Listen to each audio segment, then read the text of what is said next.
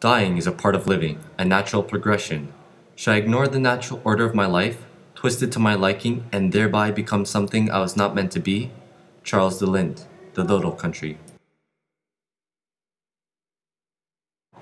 Terri Schiavo was a 41-year-old severely disabled woman in Florida who was the focus of a moral dilemma. One, to keep her alive on life support, or to present her with a mercy killing, allowing her to die. The Potterbox uses 4 dimensions of moral analysis to help in situations where ethical dilemmas occur.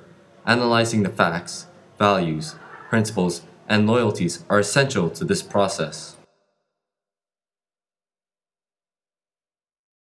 This stage of the Potterbox concerns the facts of the issue at hand. Here is where the analyst should set out all the facts without making judgments or hiding any fact. During early 1990, she suffered from bulimia, an eating disorder, which in turn caused her to suffer a heart attack that temporarily starved her brain of oxygen, leading to brain damage. Doctors appointed by the courts ruled that she was in a persistent vegetative state. Leon Prokop, a professor of neurology at the University of Southern Florida, stated from evidence that only 20% of Terri's total brain was left. 90% of Terri's cerebrum had been replaced by spinal fluids, negating the control over her conscious thinking, speech, and emotions. Mr. Schiavo's neurologist and radiologist acquired sufficient evidence that Terri was in a permanent vegetative state. Her husband, sister, and brother recall her stated wish on 2 occasions that she be allowed to die if she were ever in this situation. Terri said to Michael, "Honey, don't keep me alive like that."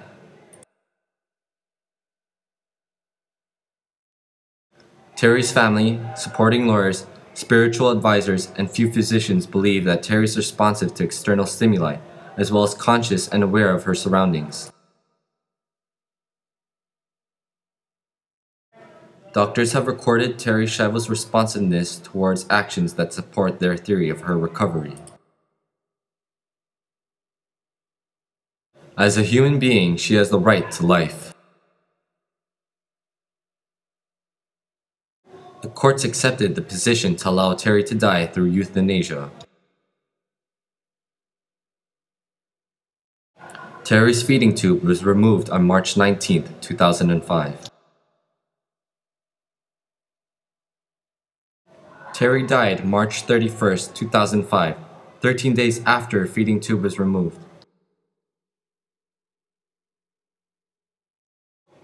At this stage, the analyst should state and compare the merits of different values to acknowledge the influences on decision-making. By referring to the specific concerns of the individuals involved, it allows the analyst to identify differences in perspectives. We may judge something according to aesthetic values, professional values, logical values, socio-cultural values, and moral values. The doctors have a duty to keep their patients alive. Before becoming a doctor, the Hippocratic Oath is taken. The Hippocratic Oath is one of the most widely known of Greek medical texts. It requires a new physician to swear upon a number of healing gods that he will uphold a number of professional ethical standards.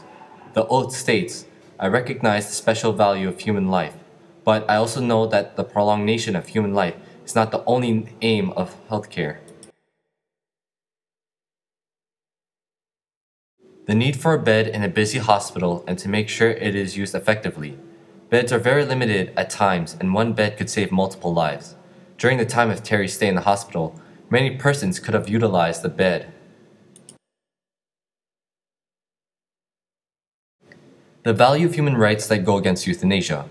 Human Rights Article 3 declares that everyone has the right to life, liberty, and security of a person. In Terri's case, we ask the question of whether her right to life was denied or if her right to die was honored.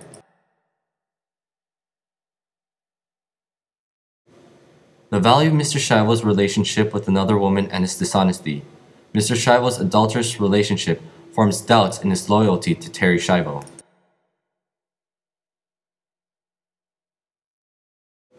The value of Terry's siblings and Mr. Schiavo's loyalty to Terry respects her wishes. Terry had requested her siblings and husband to not keep her alive if she were ever to reach a state where she could not function alone.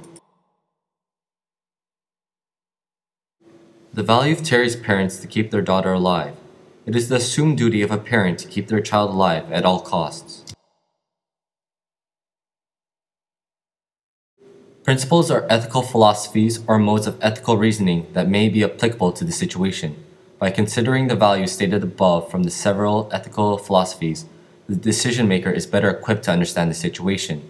The following are some of the ethical philosophies that may be utilized under this segment of Potter's Box. For this dilemma, we will be applying Mill's principle of utility. It was developed by John Stuart Mill. The principle of utility dictates that we must seek the greatest happiness for the greatest number of people. The anxiety or stress on our parents would be lifted as they do not have to constantly check on their daughter. Keeping her alive would only make her suffer in her current state. Cost of keeping her on life support, which takes a toll on her parents' expenses. More room in the hospital for other patients who need the immediate care. Loyalties concern who the decision maker has allegiances or loyalties to. For example, in journalism, the first allegiance is always to the public, or other allegiances a journalist might have would be to their employer, industry, organizers, or co-workers. Allegiances of doctors.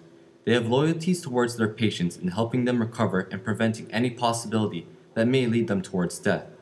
Another thing is that they must inform the family of the current condition, which is in this case if Terry has the ability to recover from severe brain damage. Michael Schiavo. He has responsibilities towards Terry's wishes of not being kept on life support, as well as being the legal guardian. He has the obligation towards his other family as well, which would influence his decisions and question his loyalties towards Terry in her circumstances. Terry's siblings. In the case of her siblings, they too have loyalties towards their sister, which they also agreed with Michael in his decision to take her off life support, not wanting to see their sister and Terry's parents.